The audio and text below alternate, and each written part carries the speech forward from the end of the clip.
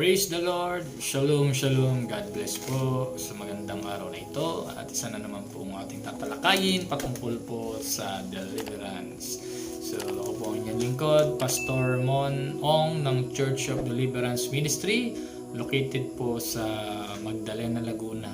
Dito lang po yan sa Barangay Balanap. At kung gusto niyo pumunta, you are free and welcome sa aming panambahan at doon sa mga inihipo ni Lord na gusto nilang magpagamit or gusto nilang maging kabahagi ng gawain. Pwede ho kayong magbigay ng mga love gift na tinatawag natin, offering or donation, no?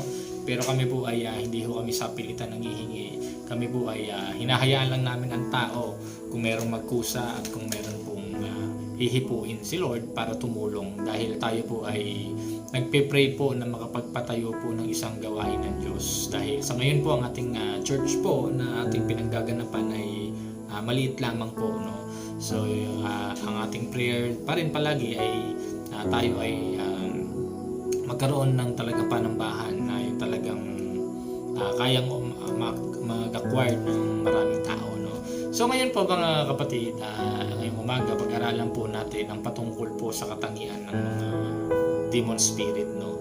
So bakit po natin kailangan mapag-aralan? Lagi niyo pong tandaan, no, kailangan mapag-aralan natin sino ba ang demonyo, saan ba sila galing, at ano ba talaga sila, no? Bakit sila nanggugulo, no? So kailangan malaman po natin yan ngayong umagang ito, ngayong araw na ito, upang malaman natin yung strategy ng kaaway. Example na lang natin, ang sundalo, hindi po yan pwedeng susugod na lang sa kalaban. Kailangan malaman nila kung ano yung pinagtataguan ng kalaban, ano yung kahinaan nila, gaano kadami yung kalaban, saan sila nagkukuta, or ano yung mga gamit nilang weapons, at paano sila matitrigger or paano sila mapalalabas, no? So ganun din po sa deliverance ministry pagdating sa mga demon spirit, paano natin sila ma-identify, no? So our topic for today is identifying demons. So basahin po muna natin yung ating Bible. At ito ay aming ginagawa upang huwag kaming malamangan ni Satanas, sapagkat kami ay hindi mangmang tungkol sa kanyang mga balak. So sabi po ni Apostol Pablo, no, na bakit natin to kailangan gawin or bakit ginagawa natin yung isang bagay na dapat nating malaman yung mga balak ng kaaway para ho tayo ay hindi malamangan. Ibig sabihin, para kung dumating yung araw na tayo ay pasukin ng mga example natin, mga mananako, parang sa sundalo, hindi tayo pwedeng agad-agad mapasuko. Kasi bakit? Napaghandaan na natin yung gera. Parang yung nangyayari po ngayon sa Israel, di ba? Hindi nila nabantayan yung boundaries, dun pala lumusot yung mga kalaban nila, mga Palestinian. So okay na yung kanilang okay na yung kanilang defenses sa impapawid, no? Kahit paulanan mo ng bomba yan, hindi yan papasok o tatalab. Kung makapasok man, hindi makakapinsala. Dahil alam ng kaaway na malakas sila sa ibabaw, daanin natin sa ilalim, no? So yun yung strategy nila. So ganun din po pagdating sa demon spirit, no? So basa ho ulit tayo ng Bible. Sabi po dito, no, sa 1 John chapter 3 verse 8, no, Jesus Christ was manifested to destroy the works of the devil, no? So kaya po si Jesus Christ ay pumarito sa lupa upang wasakin, sirain ang gawa ng mga diablo, no? So syempre konting background para malaman natin, ma-identify natin sino nga po ba ang demonyo, sino po ba si Satan, no? So kung babalikan po natin sa panahon po ng God's creation, ang demonyo po actually nagmula po talaga yan sa Diyos, no? Hindi naman po yan demonyo dati, angel yan, no? Sa madaling salita, siya po si Lucifer, no? Sino po ba si Lucifer, no, na binabanggit sa Biblia, no? Sa Bible, siya lang naman po yung tinatawag po na morning star, no? So sa Tagalog yung tala sa umaga, no? Siya po yun, no, na binabanggit at pinakikita po base sa kanyang pangalan na napakaganda ng kanyang name, na talagang siya pa yung ginawang di ba? Isipin mo, morning star, no? Pagkagising mo talagang siya yung bubungad sa iyo, no? So dahil po si Lucifer ay merong espiritu ng pride, no? Ang pride po, yan po yung isa sa mga ugali ng tao na dapat mawala sa atin kapag tayo ay nakakilala na sa Panginoon. At yan po ang unang-una dapat na nadidevelop sa atin na mabago. Dahil kay Lucifer, tinubuan siya ng pride. Ano pong ginawa ni Lucifer? Sabi ng Bible, siya po ay nag-aklas, no? Ibig sabihin ng nag-aklas, siya po ay nag-rebelde, no? Nagkaroon po ng labanan sa spiritual world, no? Ano po nangyari, no? Inakit po niya yung 1/3 ng angel sa langit, at yun po ay kanyang binrainwash, no? Sa madaling salita, no? Kinausap niya yung mga angel na sila ay magkakaroon ng kudeta, no? Magkakaroon sila ng matinding labanan na agawin ni Lucifer yung trono ng Diyos, gagawin ni Lucifer ng mga sundalo niya yung sarili, yung mga angel, no? Gagawin niya mga alagad niya. Syempre yung mga angel naniwala sa kanya dahil mataas na ranking si Lucifer sa panahon na yun, no? Dahil si Lucifer pinakapaborito sa mga anghel ng Diyos yan, eh. Yan yung worshipper, no? Lahat nasa kanya na, perfect na siya, eh.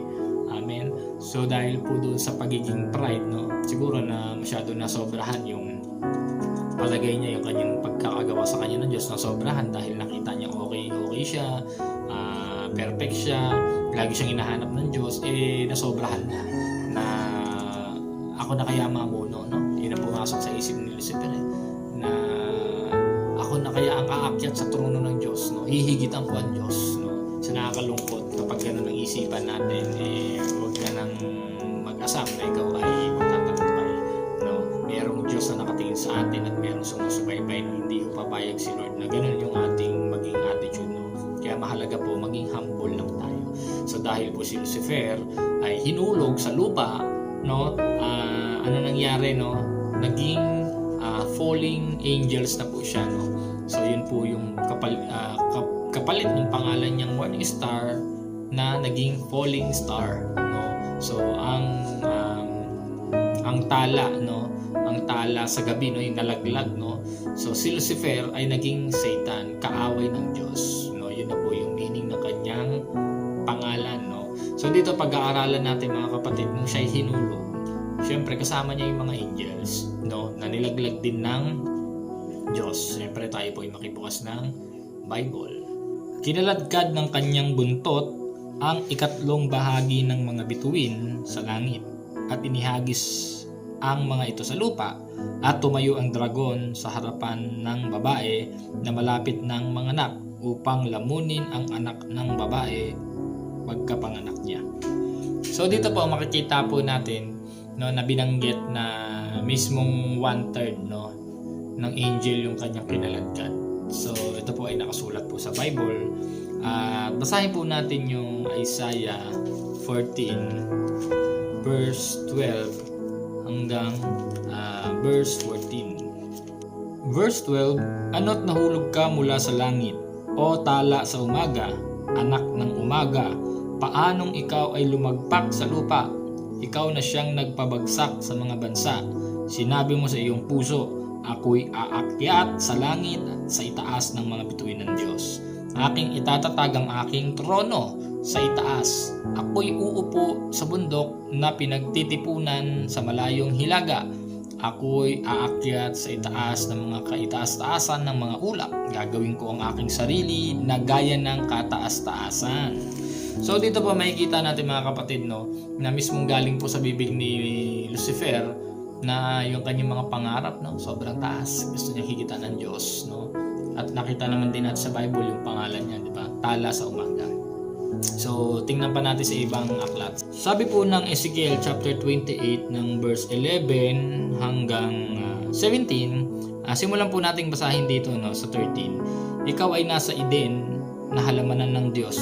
Bawat mahalagang bato ay iyong kasuotan. Ang sardio, topasyo, diamante, berilyo, onyx, at haspe, saviro, karbungko, at esmeralda, at ang ginto, at ang pangkayari ng iyong pandereta. Sabi po diyan, no, at ng iyong plauta ay nasa iyo. Sa araw na ikaw ay lalangin, inihanda ang mga ito. Inilagay kita na may pinahirang kerubin na nagbabantay. Ikaw ay nasa ibabaw ng banal na bundok ng Diyos. Ikaw ay naglalakad sa gitna ng mga batong apoy. ikaw ay sakdal sa iyong mga landas. Mula sa araw na ikaw ay lalangin hanggang sa mga kasamaan ay matagpuan sa iyo. Dahil sa karamihan ng iyong kalakal ay napuno ka ng karahasan at ikaw ay nagkasala. Kaya inihagis kita bilang maruming bagay mula sa bundok ng Diyos at winasa kita o tumatakip na kerubin mula sa gitna ng mga batong apoy. Ang iyong puso ay nagmataas dahil sa iyong kagandahan, iyong pinasama ang iyong ang karunungan dahil sa iyong kaningningan. Inihagis kita sa lupa, aking inilantad ka sa harapan ng mga hari upang pagsawaan ka ng kanilang mga mata. So dito mga kapatid, no, makikita natin na si Satanas ay talaga namang grabe, no? Ganda ng opportunity niya sana eh. Kasi lahat ng uri ng mga mamahaling bato, no, sa panahon natin ngayon eh, hindi mo na nga makita yung iba na yan eh. Ang makikita mo na lang ngayon mga diamante, diba? Pero karamihan ng diamante ngayon hindi mo pa nga malaman kung tunay o hindi, no? So lahat po ng mga bato na yun, mga mamahalin eh, nasa paligid lang ni Lucifer, diba? Tapos doon din siya nakatira sa Eden, diba? Kaso grabe, naging sakim po siya. Nakita niya kasi yung mga, alam niyo po yun, no? Yung mga pagmamayari ng Diyos eh, inaangkin niya lahat. So yun po yung nagbabagsak sa kanya. So ngayon malalaman po natin ano po ba ang mga karakteristik ng demonyo. So malalaman po natin, isa-isahin natin. Unang-una mga kapatid, si Satanas po ay tinatawag po na Abaddon, no? So sa madaling salita, yung Diyos ng ikailaliman, no? Pangalawa, tawag po sa kanya ay accuser of brethren, no? Yung mga nag-aakusa sa mga kapatiran, no? Si Satanas po yun eh. Adversary, angel of light, no? Nagpapanggap po siyang liwanag, minsan nagpapanggap siyang Diyos. Ang problema nga lang sa mga tao minsan, hindi nila nalalaman na si Satanas na pala yung kausap nila. Akala nila porket si Lord ay nangungusap, no? Akala nila lahat ng maririnig nila ay Diyos na. Hindi nila alam minsan diablo na yun. Antichrist, sila po yung mga hindi naniniwala kay Jesus Christ, no? So sa madaling salita, yun po ay gawain ng isang kaaway, no? Mga biblical names po ito eh. Beelzebub, no? Si Belial, condemner. Kapag ikaw ay dumarating sa panahon na kinokondem ka na ng kasalanan mo, na ikaw ay makasalanan ako, nakokondem ka, si Satan po ang naglalagay sa isipan natin. Deceiver, no? Nililin lang tayo. Devil, accuser or slanderer, mga panirang puri, no? Gawain po yan ng diablo. Yan po ang mga karakteristik ng demonyo. Si Dragon, no? Si Dragon po ay isa sa mga karakter ng demonyo, no? Hindi po totoong ang dragon ay Diyos, no? Ang dragon po ay diablo. Enemy, kaaway. God of this world, no? Baka ma-misinterpret ninyo. Ang God of this world na binabanggit po sa Bible ay si Satanas, hindi po si Lord, no? Liar, no? Lahat ng mga sinungaling, yan po ay karakteristik ng kaaway, ng demonyo. Murder, mamamatay tao. Oppressor, prince of the power of the air, no? Diyos ng hangin, no? Yung mga sinasabi nilang mga alien na yan, Satanas din po yan. Roaring lion, no? Hindi lang po si Jesus kasi yung roaring lion na tinutukoy. Si Satanas din po ay nagpanggap ding leon, kaso peke siyang leon, no? Wala siyang pangil. Ruler of demons, no? Yung kanilang leader, no? Si Satanas, yun. Ruler of the world, no? Satan, serpent, snake, no? Yung ahas, no? Si Satanas po yan. Tempter, no? Yung magagalitin. Theft, no? Yung mga nagnanakaw, no? Yan po ay sa demonyo po lahat yan. At syempre, mga kapatid, hanggang doon lang po muna yung ating pag-aaralan, no? Kasi yun nga po ang aking layunin, na pinapaikli ko yung oras dahil ayokong mainip yung mga nakikinig, no? So God bless po, at hanggang doon lang po muna yung ating pag-aaralan patungkol po sa identifying demons. So God bless po, maraming salamat. I hope na meron po tayo ulit natutunan at sama-sama po nating ipanalangin ng bansang Israel na ingatan po sila ng Diyos. See you po ulit sa susunod na aking video. God bless po. Shalom, shalom, shalom.